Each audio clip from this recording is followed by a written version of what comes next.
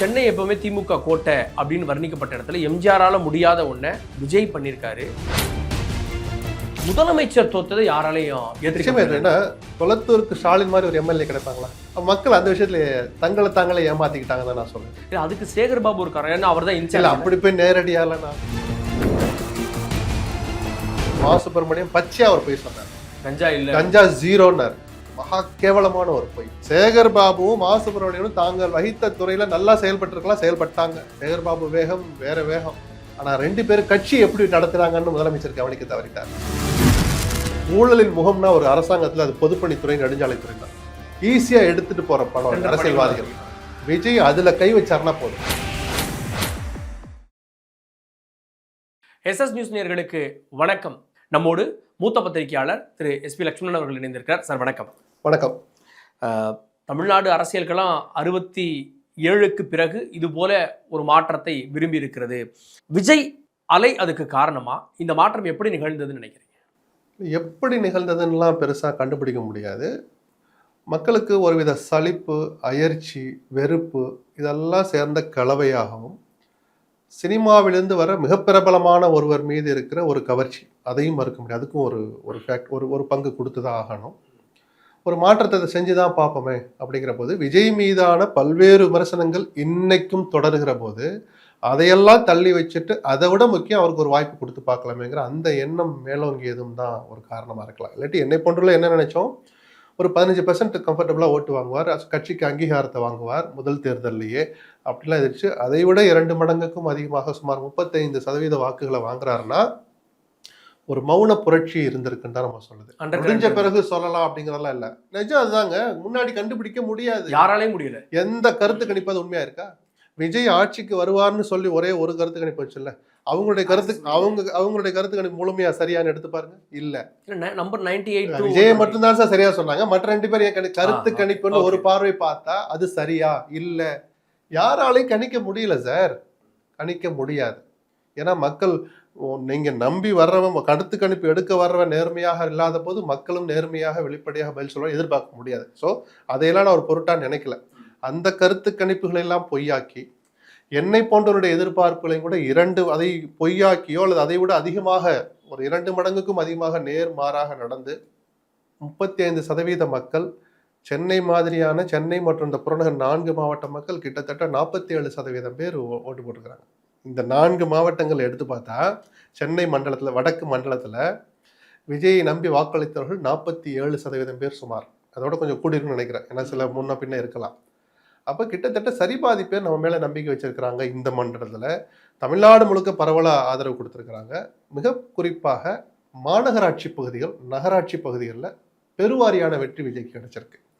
கிராமங்கள் ஏனோ அவரை முழுமையாக திரும்பி பார்க்கல. இந்த ரெண்டையுமே அவர் திராவிட கட்சியுடைய கட்டமைப்பு இல்லை, இந்த ரெண்டையுமே விஜய் சுயபரிசோதனை, ஜெயிச்ச விஜயும் சுயபரிசோதனை பண்ணணும். நாம ஏன் நகர்ப்பகுதிகளில், பொதுவாகவே நகர்ப்பகுதிகள் திமுகவுடைய வாக்கு வங்கின்னு சொல்லுவாங்க. கிராமங்கள் அதிமுக கோட்டை எம்ஜிஆர் காலத்துல இருந்து. அப்புறம் ஜெயலலிதா காலத்தில் கொஞ்சம் மாறிச்சு. முழுக்க 47 தொகுதிகளில் வட மாவட்டத்தில், இந்த 4 மாவட்டத்தில் 46 தொகுதிகளில் திமுக ஜெயிச்சது போன தேர்தல். மதுராந்தகத்தை தவிர 46மே அவங்க ஜெயிச்சாங்க.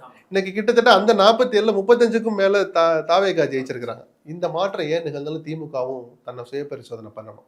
நான் எதிர்பார்க்கறது, இளைஞர்களுடைய எதிர்பார்ப்பை பூர்த்தி செய்யலைன்னா, வேலை வாய்ப்பு இல்லாமல் இருக்கிற அத்தனை இளைஞர்களும் வேலை வாய்ப்பை கொடுத்துட முடியாது. தன்னுடைய நண்பன், தன் குடும்பத்தில் ஒருத்தன், அத்தை பையன், மாமா பையன், அண்ணன், பெரியப்பா பையன், சித்தப்பா பையன், யாரோ ஒருத்தன் ஒரு வேலைக்காக முயற்சி செய்த போது அவன் அனுபவித்த அனுபவங்கள் இருக்குல்ல, கடந்த 5 ஆண்டுகளில் குறிப்பா, அது வெளியே சொல்ல முடியாது, மிகப்பெரிய தாக்கத்தை ஏற்படுச்சு. அவனை சுற்றி இருக்கிற ஒரு 500 பேருக்கு, சொந்த பந்தம் நட்புன்னு ஒரு 500 பேர் எடுத்துக்கிட்டா, அந்த ஒருவருடைய வேலை கிடைச்சிருந்தாலும் சரி, அந்த வேலை கிடைக்கலைனாலும் சரி, அது ஏற்படுத்திய தாக்கம் ஒரு 500 பேர்கிட்ட. என்ன, இத்தனை லட்சம் லஞ்சம் கேட்குறாங்க, அது கொடுக்க முடியல, கிடைக்கல.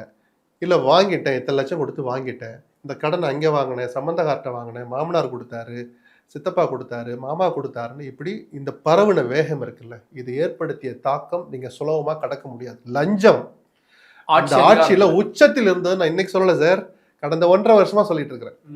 எல்லா ஆட்சியிலையும் லஞ்சம் இருந்தது, இந்த ஆட்சியில் லஞ்சம் அதிகமா இருக்கு. இத்தனை மக்கள் நல திட்டங்கள் இருந்தும், ஸ்டாலினுடைய இமேஜ் மிக உயரமாக இருந்தும், அவருடைய பெருந்தன்மை, இதெல்லாம் ஒரு பக்கம் இருக்கு.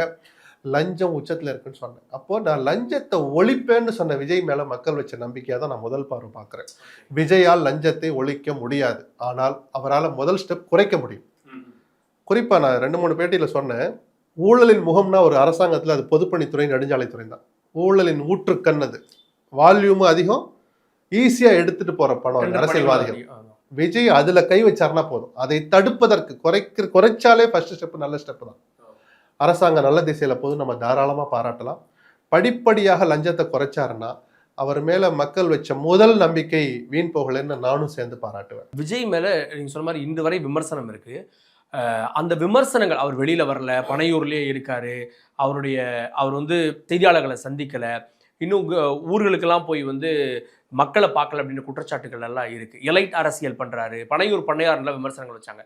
அந்த விமர்சனங்கள்லாம் ஒரு புறம் இருக்கிறப்போ அந்த விமர்சனங்களே அவருக்கு பாசிட்டிவா மாறிடுச்சு நினைக்கல. அந்த விமர்சனங்களை மக்கள் ஒரு பொருட்டா மதிக்கல, அல்லது அந்த விமர்சனங்களை தாண்டி ஆட்சியாளர்கள் மீதும் ஆட்சிக்கு வர துடித்த மற்றவர்கள் மீதும் அவர்களுக்கு வெறுப்பு அதிகமா இருந்ததுன்னு தான் எடுத்துக்கணும். ரிசல்ட் அதானே சொல்லுது. அதெல்லாம் பரவாயில்லப்பா, அவர் மாத்திக்குவார்ப்பா, அவர் தெரிஞ்சுக்குவார்ப்பா அப்படின்னு அவங்க அந்த இதெல்லாம் தாண்டி, அதையும் தாண்டி ஒரு நம்பிக்கை வச்சதுதானே இப்போ ரிசல்ட். உங்களை மாதிரி மூத்த பத்திரிகையாளர்கள் சொல்றது எம்ஜிஆர் தான் கடைசி இது, அதுக்கப்புறம் எம்ஜிஆருடைய நீட்சி ஜெயலலிதா, ஆனா அவங்க புது கட்சி கிடையாது. அதுக்கப்புறம் ஒருத்தரால முடியவே முடியாதுன்னு சொல்லிட்டு வந்த ஒரு சூழல்ல எம்ஜிஆருக்கு அடுத்துதான் விஜய் ஏத்துக்கிட்டாங்கன்னு பார்க்கலாம். இல்ல, அது எம்ஜிஆருக்கு இணையாக அப்படி ஒப்பிட்டுலாம் சொல்றாங்க. அவர் இருந்த காலகட்டம் வேற, இந்த காலகட்டம் வேற. நிஜமாகவே இது மிகப்பெரிய வெற்றி. அது நம்ம அதை ஏத்துக்கிறோம், நமக்கு எந்த வெக்கமும் இருக்கக்கூடாது, எந்த தயக்கமும். எம்ஜிஆர் இருந்தப்ப கூட சென்னையை அவரால் கை. நான் திருப்பி சொல்றேன், எம்ஜிஆர் தனித்தனியா ஒப்பிடக்கூடாது. இன்னைக்கு இவர் ஜெயிச்சதுக்கு மிக முக்கிய காரணம் சோசியல் மீடியா, இன்ஸ்டாகிராம் மாதிரியான விஷயங்கள். விஜய் பேசின பேச்சு அடுத்த செகண்ட் போய் சேர்ந்துச்சு. எம்ஜிஆர் எப்படி போய் சேர்த்தாரு? கிராமமா பயணிச்சு போய் சேர்த்தாரு. அந்த காலகட்டத்துல சோசியல் மீடியா இருந்துச்சா? மொபைல் போன் இருந்துச்சா? டெலிபோனாவது இருந்துச்சா? ஒரு ஊருக்கு ஒரு போன் இருந்தா பெருசு, 4 கிராமங்களுக்கு 2 ஊர்ல கூட போன் இருந்திருக்காது. அந்த காலகட்டத்தில் எம்ஜிஆர் பெற்ற வெற்றி, அவருக்கு இருந்த செல்வாக்கை இந்த நவநாகரிக உலகத்துல இவ்வளவு சோசியல் மீடியா கம்யூனிகேஷன் வளர்ந்துட்ட இந்த உலகத்தை விஜய் பெற்ற வெற்றியை ஒப்பிடக்கூடாது. ஆனால் சவாலான இந்த அரசியல் சூழல்ல விஜய் பெற்ற வெற்றி சாதாரணமான வெற்றி அல்ல. சோசியல் மீடியா தான் அதை சாத்தியமாக்கி இருக்குன்னு. அதுக்கு மிகப்பெரிய பங்கு இருக்கு விஜயனுடைய வெற்றியை பொறுத்த வரைக்கும். திராவிட கட்சிகள் விஜய் ரொம்ப குறைச்சி மதிப்பிட்டுட்டாங்களோ. ஏன்னா முதலமைச்சர் நேரடியா விஜய்னு பேரை சொல்லவே இல்லை, விமர்சிக்கவும் இல்லை. அதிமுகவும் அதே டாக்டிக்ஸ் தான், அதை ஒரு ஸ்ட்ராட்டஜியா பார்த்தாங்க. நான் அப்போதே சொன்னேன், இது தவறான ஸ்ட்ராட்டஜி, எனக்கும் உங்களுக்கும் தான் போட்டின்னு திமுக பார்த்து விஜய் சொல்ற போது விஜய் மீதான விமர்சனங்களை வச்சிருக்கணும். ஆனா அவங்க நேரேட்ட வேற மாதிரி செட் பண்ணாங்க. டெல்லி வெர்சஸ் தமிழ்நாடு, திமுக வெர்சஸ் பிஜேபி அப்படி கொண்டுட்டு போயிட்டாங்க. அது எடுபடல அல்லது இதெல்லாம் மக்கள் ஒரு பொருட்டாவே கவனிக்கல. அவங்க பார்வையெல்லாம் நீ உங்களை அனுப்பணும், யார் மேல நம்பிக்கையும் நாங்கள் விஜய் மேல வச்சுட்டோம்னு ஒரு மௌன புரட்சியாவே பண்ணி காமிச்சிட்டாங்க. விஜய் அவர் அட்டாக் பண்ணல, ஆனா விஜய் வந்து மைடியர் அங்கிள் அப்படின்லாம் விமர்சனங்களை வச்சாரு. இல்ல, அதெல்லாம் நல்ல வார்த்தைகள்னு சொல்ல மாட்டேன். இன்னைக்கு ஒரு ஆட்சிக்கு வந்துட்டனால அவர் சரியா தான் சொன்னார்ல, நான் சொல்ல விரும்பல. அந்த மாதிரியான மொழிகளை விஜய் தவிர்க்கணும் இனிமேலும். சரி, பத்திரிகையாளர் பார்க்கவே இல்லை, குறைதான், இனிமேல் பார்த்து தான் ஆகணும். பார்க்கட்டுமே, சில தவறுகள் நடக்கும், சில வார்த்தை ஸ்லிப்பாகி வரும், இந்த வார்த்தைக்கு மேல அந்த வார்த்தையை சொல்லியிருப்பார், வரட்டுங்கிற வரதான் சார் கத்துக்க முடியும். எல்லாமே எல்லாருக்கும் தெரியாது இல்ல. ஆனா பார்க்கவே மாட்டேன்னு அவர் ஒரு கொள்கை முடிவு எடுத்திருக்க மாட்டார்னு நினைக்கிறேன். இது வரைக்கும் இருந்ததை வச்சு நம்ம அப்படி விமர்சிச்சோம். இனிமேல் அவர் அப்படி இருக்க முடியாது, இருக்கக்கூடாது. கரூர் விவகாரத்துல அதுக்கப்புறம் தான் விஜயனுடைய இந்த மக்கள் சந்திப்பே வந்து குறைந்தது. கரூர் விவகாரம், இந்த ஜனநாயகன் பட விவகாரம், ஜனநாயகன் படம் சட்டவிரோதமா ரிலீஸ் ஆனது, இது எல்லாமே ஒரு சிம்பத்தியை ஏற்படுத்தியிருக்கோம் மக்கள் மீது. மக்கள் அதை வேற மாதிரி பார்த்துருக்குறாங்க. கருணை கலந்து இரக்கம் கலந்து பார்த்துட்டாங்க. விஜயை பழி வாங்குறாங்களோன்னு நினைச்சிட்டாங்க. ஆனால் இன்னைக்கு முதலமைச்சர் பதில உட்கார போற விஜய்க்கு தான் தெரியும் கரூர் சம்பவம் ஏன் நடந்துச்சு, எப்படி நடந்துச்சு. அந்த சீட்ல உட்கார் வரல, இனிமேல் அது மாதிரியான சம்பவங்களுக்கு, அது மாதிரியான நிகழ்ச்சிகளுக்கு ஒரு அனுமதி கொடுக்க போறாருல. உள்துறை இவர் தானே வச்சுக்க போறார், அல்லது இவர் கட்டுப்பாட்டில் இருக்கிற ஒரு அமைச்சர் தானே வச்சுக்க போறாரு. ஒருவேளை உள்துறை இன்னொருத்தர் கொடுத்தா சொல்றேன். அவருக்கு தெரியும் அந்த வழி என்னன்னு. ஒப்புதல் இப்படிதான் கொடுத்தாங்களா, இப்படி ஒப்புதல் கொடுத்தும் கூட இந்த சம்பவம் நடக்குதான்னு. நாடு நல்லா இருக்கட்டும், நான் இது விடலை. சட்டம் ஒழுங்கு எல்லாரும் பேசுவோம். சட்டம் ஒழுங்கு சீர்கேடு எல்லா ஆட்சியிலையும் நடக்கும், விஜய் ஆட்சியிலையும் நடக்க தான் போகுது. அது எவ்வளவு கட்டுக்குள்ள கொண்டு வரார், இரும்பு கரம் கொண்டு அதை அடக்குறார். சம்பவம் நடந்த எவ்வளவு வேகத்துல அதுக்கு ஒரு பாடங்கத்து கொடுக்குறாருன்னு ஆட்சியாளர் மக்கள் என்ன பண்ணுவாங்க. ஜெயலலிதா ஆட்சி காலத்தில் கொலை நடக்கலையா? இன்னைக்கு இரும்பு பெண்மணி அவர் எப்படி பேர் எடுத்தாரு? கொலை நடந்தது, கொள்ளை நடந்தது, கற்பழிப்பு நடந்தது. அதுக்கு எப்படி தண்டனையை வாங்கி கொடுத்தாரு, எப்படி ரியாக்ட் பண்ணார் தான் மக்கள் கவனிச்சாங்க, அவர் இடம் போட்டாங்க. அந்த வேகத்தை தான் விஜய் குறையாம பார்த்துக்கிடணும். சட்டம் ஒழுங்கு பிரச்சனை, போதை கலாச்சாரம், இந்த லஞ்சத்தை ஒழிக்கிற அதே நேரத்துல இந்த போதைப் பொருள் கலாச்சாரத்தையும் விஜய் ஸ்டாலின் ஏனோ அவர் கவனத்துக்கு கொண்டு போனாங்களா, கொண்டு போகலையா. மா சுப்பிரமணியம் பச்சையா அவர் போய் சொன்னார், கஞ்சா 0ன்னார். கவர்மெண்ட் ஆஸ்பத்திரியிலே அது மகா கேவலமான ஒரு பொய். அது மகா கேவலமான ஒரு பொய். முதலமைச்சராக தலையிட்டு மாசு அப்படி சொல்லாதீங்க, நாங்க கட்டுப்படுத்தோம்னு ஒரு வார்த்தை சொல்ல தவறிட்டார். அப்படி நடக்காத மாதிரியே கடந்து போனார். முதலமைச்சர் மீதான பெருந்தன்மை, நல்ல விமர்சனங்கள், நல்ல திட்டங்கள்லாம் தனி. அவருடைய கமிஷன் அவர் எந்த தப்பையும் பெருசா செய்யல. ஆனா ஒமிஷன் நிறைய செஞ்சார். அதிகாரிகள் கட்டுப்பாட்டுக்குள்ள இவர் போய் சிக்கினார். அமைச்சர்களை கலந்து ஆலோசிக்கவே இல்லை. நான் 4.5 வருஷமா சொல்றேன் அமைச்சர்களோட பேசுங்கன்னு, பேசவே இல்லை அவரு. அமைச்சரோட பேசுறேன்னா ஏன் அமைச்சர் நான் தான் நியமிச்சேன் அப்படி சொல்றது இல்லை. என்னப்பா என்ன நடக்குது ஊர்ல? அந்த அண்டர் கரண்ட்டை கொஞ்சமாவது கன்வே பண்ணியிருப்பாங்கல்ல. கட்சிக்காரங்களை ஆரம்பத்திலே டிட்டாச் பண்ணி விட்டாங்க. அது பல காரணங்கள் உளவுத்துறை அவங்க கண்ட்ரோல்ல இருக்கு இருந்துதான். முழுமையான விஷயங்கள் போய் சேரலைன்னு நான் சொல்றேன். தனித்த அதிகாரிகளை நான் குறை சொல்ல மாட்டேன்.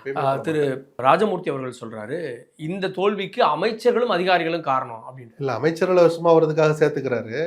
முதலமைச்சர் தானே பொறுப்பேற்கணும், கட்சி தலைவர் தானே சார் பொறுப்பேற்கணும். எந்த தோல்விக்கும் எந்த வெற்றிக்கும் தார்மீக பொறுப்புங்கிற அவங்க. தோல்விக்கு நான் பொறுப்பேற்கிறேன், வெற்றி உங்களுக்கு காணிக்கை ஆக்குறேன், ஒரு நல்ல தலைவர் அப்படியே சொல்லுவாங்க. ஸ்டாலின் அந்த கேட்டகரி தான். ஆட்சியில் இருந்த அந்த 5 ஆண்டுகள்ல ஏனோ அவரை இப்படியே ஒரு கடிவாளம் மாதிரி கொஞ்சம் வச்சிருந்தாங்கிறதையும் மறுக்க முடியாது. சேகர் பாபுவும் மா சுப்பிரமணியனும் தாங்கள் வகித்த துறையில நல்லா செயல்பட்டிருக்கலாம், செயல்பட்டாங்க. சேகர் பாபு வேகம் வேற வேகம். ஆனா 2 பேரும் கட்சி எப்படி நடத்துறாங்கன்னு முதலமைச்சர் கவனிக்க தவறிட்டார். எத்தனை குமுறல்கள் கீழே இருந்துன்னு அவர் காதுக்கு போகவே. சென்னை மண்டலத்துல ஆமா சார், சென்னை மாநகராட்சி பகுதியை சொல்றேன் நான். கட்சி மாவட்டம் சொல்றேன் முழுக்க. இந்த சென்னை 16 தொகுதி எடுத்துக்கோமே.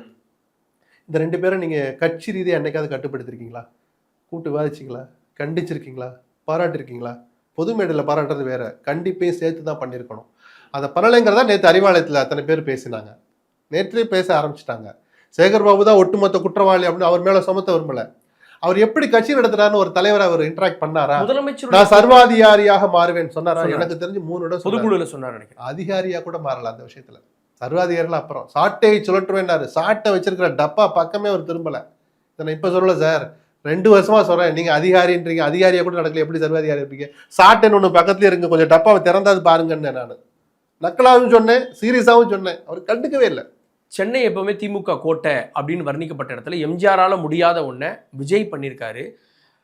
முதலமைச்சர் தோத்ததை யாராலையும் ஏன்னா கொளத்தூருக்கு ஸ்டாலின் மாதிரி ஒரு எம்எல்ஏ கிடைப்பாங்களா? முதலமைச்சர் திமுக தலைவரெல்லாம் விட்டுடுங்க, அந்த தொகுதி அப்படி வச்சிருந்தாருங்க. குமாரபாளையத்துல தங்கமணி எப்படி தொகுதி வச்சிருந்தாரு கேட்டு பாருங்க. மக்கள் அந்த விஷயத்துல தங்களை தாங்களே ஏமாத்திக்கிட்டாங்க தான் நான் சொல்லுவேன். தவறா மட்டும் எடுத்தாங்க. இல்லை, அதுக்கு சேகர் பாபு இருக்காரு, ஏன்னா அவர் தான் இல்லை அப்படி போய் நேரடியால நான் குற்றம் சொல்ல வரவும் மாட்டேன். அப்படிலாம் போய் சொல்லக்கூடாது. நாம என்ன கட்சி நடத்துறோமா? இல்லை அவருக்கு என்ன, சேகர் பாபுக்கு என்ன நெருக்கடி இருந்தாலும் சேகர் பாபு தானே சார் தெரியும். கட்சி தலைவர் கூப்பிட்டு கண்டிக்க வேண்டிய நேரத்தில் கண்டிச்சிருக்கணும், இன்ட்ராக்ஷன் பண்ணியிருக்கணும்னு சொல்றேன். அமைச்சர்களோடு பேச தவறியதன் விளைவுதான் அது. அமைச்சர்களுக்கு உத்தரவு போடலாம் சார், ஆலோசனைக்கு பிறகு உத்தரவு போகணும். ஆனால் இங்கே என்ன நடந்தது 5 ஆண்டுகள்ல? அமைச்சர்களுக்கு ஒரே டைரக்ஷன் தான். இங்கேருந்து உத்தரவு போகும், ஒரு இடத்துல இருந்து அப்படி போகும், சொல்றதை மட்டும் செய்யுங்க அப்படின்னு. அமைச்சர்களுக்கு ஒரு அயற்சி இருந்தது. நான் திரும்ப சொன்னேன், விகடன் பேட்டியில வெளிப்படையா 4.5 வருஷத்துக்கு முன்னாடி நான் அதை சொன்னேன். அமைச்சர்களை கூப்பிட்டு பேசுங்க, கலைஞர் அதை தான் செய்வாரு. சாப்பிட்டுக்கிட்டே என்னையா என்ன ஊர்ல அப்படின்பாரு. அமைச்சர் சொல்றத கேட்டுக்குவாரு. பாத்தியாயா இவன் என்கிட்டே போய் சொல்றான்னு ஒரு அதிகாரி மூலமாக கிடைச்ச தகவல் வச்சுக்கிட்டு அதை 2ஐயும் செக் பண்ணி பார்ப்பார். ஒரு முடிவுக்கு வருவார். முடிவை தலைவர் தான் எடுப்பார். ஆனா ஆலோசனை இங்க நடக்கும். சாப்பிட்டுக்கிட்டே கார்ல போற போது, தோல்ல கை போட்டு நடக்கிற போது, என்னையா அப்படின்னு ஆரம்பிச்சாருன்னா 2 தகவலர் வாங்க போறான்னு அர்த்தம். 2ல எது உண்மை, 2 உண்மையா, 2ல எது பொய், எல்லாத்தையும் அவர் அந்த 1/2 மணி நேரத்துல கிரகிச்சுக்குவார். காலங்காலம் அந்த 5 ஆண்டுகளுக்கு அது யூஸ் ஆகும். கட்சி ரீதியா பார்த்தா காலங்காலத்துக்கு அது யூஸ் ஆகும். இவன் என்ன கேரக்டர், எப்படி பொய் சொல்றான் கூசாம, தனக்கு பாதிப்புனால எப்படி உண்மையை வெளிப்படையா சொல்றான்னு எல்லாத்தையும் எடை போடுவார். இந்த அற்புதமான வாய்ப்பை ஸ்டாலின் கோட்டை விட்டதும் ஒரு காரணம். இவ்வளவு பெரிய விஷயம் தனக்கு கீழே நடந்துட்டு இருக்கிறது. 2 வருஷத்துக்கு முன்னாடி இல்ல 2 நாளைக்கு முன்னாடி ஸ்டாலின் தோத்துருவாருன்னு சொன்னா நம்பியிருக்க மாட்டாங்க. தொடர்ச்சியாக வெற்றி 2019 இருந்து அவங்க சந்திச்சிட்டு இருக்காங்க. ஒரு தேர்தல் அது மாறிடுச்சு அப்படின்றப்போ நானே சொன்னேனே, கூட்டணி பலம், பண பலம், அதிகார பலம், கூட்டணியில இவ்வளவு சர்ச்சைகள் வந்த பிறகும் திமுக எப்படியும் ஆட்சி அமைச்சரும்னு நானும் தான் சொன்னேன். ஆனா விஜய் இவ்வளவு பெரிய எழுச்சி இருக்குன்னு என்னை போன்றவர்கள் கவனிக்க தவறிட்டோம். கவனிக்க முடியல. எனக்கு அவ்வளவு அறிவு இல்லைன்னு நானும் வெளிப்படையா சொன்னேன் தான். எத்தனை சீட்டு ஜெயிக்கும் நம்பர்லாம் நான் சொல்ல மாட்டேன்னு சொன்னேன். நான் கருத்து கணிப்புகள் என்னால கணிக்க மாட்டேன், எனக்கு நம்பிக்கை இல்லை. இவ்வளவு பெரிய ஒரு அலை மௌன புரட்சின்னு சொல்றேன். அதனால தானே இது யாருமே கணிக்கிட முடியாது. இது